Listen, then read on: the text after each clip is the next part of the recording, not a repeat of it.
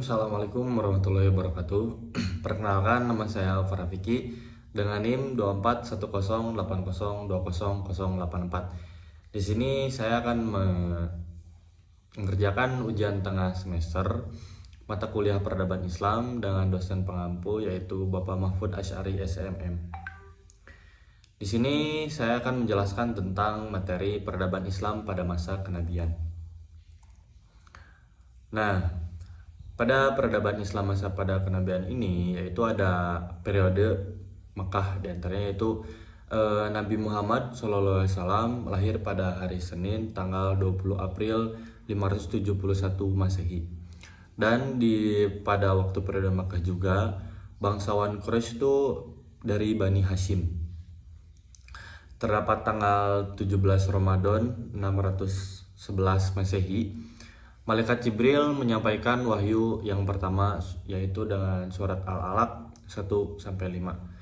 Nah, dalam periode Makkah ini juga Waraqah bin Naufal itu seorang pendeta Nasrani pernah berkata adalah inilah malaikat yang diturunkan Allah Subhanahu wa taala pada nabi-nabi sebelumnya.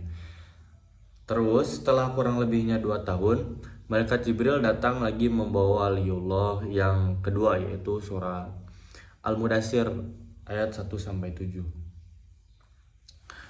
Dalam perda Islam pada masa kenabian juga terdapat tahapan-tahapan dakwah. Yang pertama itu secara diam-diam di lingkungan keluarga dan sahabat dekatnya. Yang kedua, dakwah kepada keturunan Abdul Muthalib. Yang ketiga, dakwah kepada semua orang setelah wahyu Allah surah Al-Hijr ayat 94. Nah, faktor Quraisy menentang dakwah Nabi itu para pemimpin Quraisy tidak dapat menerima ajaran tentang kebangkitan kembali dan pembalasan di akhirat. Mereka tidak dapat membedakan antara kenabian dan kekuasaan. Takut kehilangan mata pencaharian karena pemahat dan penjual patung memandang Islam sebagai penghalang rezeki mereka. Dan pula juga Nabi Muhammad menyerukan persamaan hak antara hamba sahaya dan bangsawan. Selanjutnya faktornya itu yang terakhir adalah taklid kepada nenek moyang adalah kebiasaan yang berurat berakar pada bangsa Arab. Selanjutnya tantangan terhadap kaum Quraisy meminta Abu Thalib itu memilih satu di antara dua, yaitu memerintahkan Muhammad agar berhenti dari dakwahnya atau menyerahkannya kepada mereka untuk dibunuh. Kedua, budak-budak yang masuk Islam disiksa tuannya dengan sangat kejam. Yang ketiga itu para pemimpin Quraisy menyuruh setiap keluarga untuk menyiksa anggota keluarganya yang masuk Islam sampai dia murtad kembali. Jadi pada tantangan kaum Quraisy ini, para pemimpin Quraisy itu menyuruh setiap keluarganya untuk disiksa gitu, anggota keluarganya yang termasuk Islam pula sampai dia murtad kembali. Dan yang terakhir ada tidak seorang pun penduduk Makkah diperkenankan melakukan hubungan jual beli dengan Bani Hashim. Selanjutnya setelah periode Makkah ada pula periode Islam pada masa kenabian itu hijrah ke Habasyah. Dalam pimpinannya Utsman bin Affan diikuti 15 orang, 10 pria dan 5 orang wanita berangkat ke Habasyah termasuk istri Utsman, Ruqayyah binti Muhammad. Selanjutnya pimpinan Ja'far bin Abi Thalib diikuti 81 orang, 80 pria dan 1 orang wanita, yaitu Ummu Habibah putri Abu Sufyan. Selanjutnya Abu Thalib dan Khadijah wafat pada tahun 10 kenabian. Abu Thalib, pelindung umat utamanya, meninggal dunia dalam usia 87 tahun. 3 hari setelah itu meninggal dunia pula istrinya Khadijah dalam usia 65 tahun. Ketika Nabi berdakwah di Thaif, beliau diejek, disoraki dan dilempari batu, bahkan sampai terluka di bagian kepala dan badannya. Itu pada masa Abu Thalib dan Khadijah pada waktu wafatnya beliau. Selanjutnya ada Isra Mi'raj. Pada tahun ke-10 dari kenabian tersebut di atas Allah mengisra mi'rajkan Nabi Muhammad SAW. Nah, pada tahun ke-11 kenabian 6 orang dari suku Khazraj menemui Nabi dan menyatakan diri masuk Islam. pada tahun ke-12 kenabian terdiri dari 10 orang suku Kharaj, 2 orang suku Aus dan seorang wanita menemui Nabi dan menyatakan ikrar kesetiaan kepada Nabi. Yang terakhir itu tahun ke-13 kenabian sebanyak 73 orang dari Yasrib meminta kepada Nabi agar berkenan pindah ke Yasrib. Nah, pada saat periode Madinah hijrah ke Yasrib dan Nabi itu membangun sebuah masjid pertama kali di Kuba. Dan pada saat itu pula, tepatnya pada hari Jumat 12 Rabiul Awal 13 kenabian atau 24 September 622 Masehi, Nabi meninggalkan Kuba di tengah perjalanan di perkampungan Bani Salim. Nabi melaksanakan sholat Jumat pertama di dalam sejarah Islam. Selanjutnya membangun masyarakat Islam. Berarti setiap kabilah sebelum Islam datang, mereka memiliki tempat pertemuan sendiri-sendiri. Nabi itu menginginkan agar seluruh umat Islam hanya memiliki satu tempat pertemuan, yaitu Baitullah. Dan yang terakhir itu Nabi mempersaudarakan antara golongan Muhajirin, Muslim asal Mekah, dan kaum Ansor itu Muslim Madinah pada saat membangun masyarakat Islam. Nah, setelah itu ada pula konstitusi Madinah. Penduduk Madinah itu di awal kedatangan Rasulullah SAW terdiri dari 3 kelompok, yaitu bangsa Arab Muslim, bangsa Arab non-Muslim, dan orang Yahudi. Yang terakhirnya itu adalah Nabi mengadakan perjanjian dalam piagam yang disebut Konstitusi Madinah. Nah, ada pula isi konstitusi Madinah tersebut. Yang pertama itu semua kelompok yang menandatangani piagam merupakan suatu bangsa. Kedua, bila salah satu kelompok diserang musuh, maka kelompok lain wajib untuk membelanya.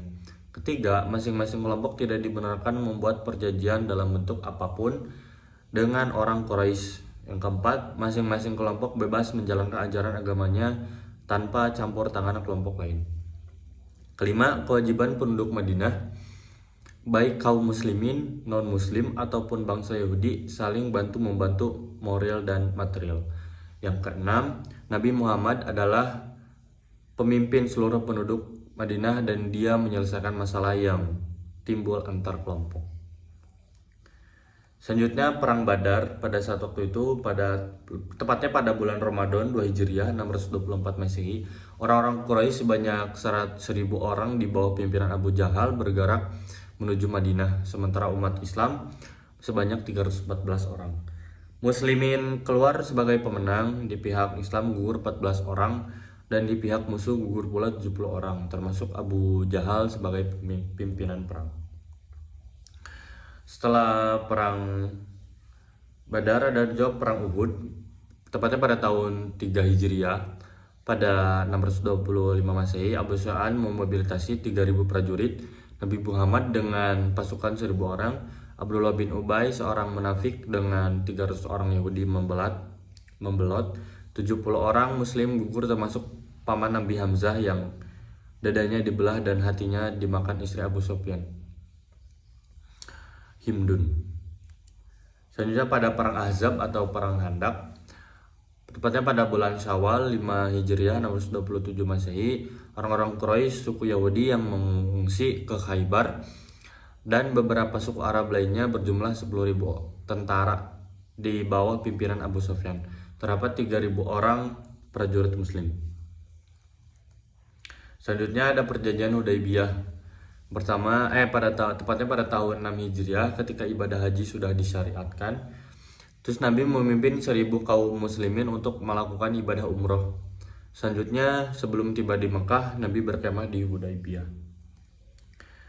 Nah, isi perjanjian Hudaybiyahnya yang pertama itu kaum muslim belum boleh mengunjung Ka'bah tahun ini, tetapi ditunda sampai tahun depan. Kedua, orang kafir Makkah yang ingin masuk Islam tanpa izin walinya harus ditolak umat Islam. Ketiga, orang Islam yang ingin kembali ke Mekah atau murtad tidak boleh ditolak orang Quraisy. Empat, yang terakhir, gencatan senjata antara kedua belah pihak selama 10 tahun. Itu isi perjanjian Hudaybiyah.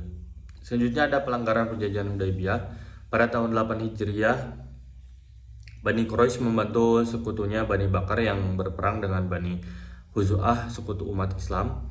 Maka Nabi bersama 10.000 pasukan bertolak ke Mekah.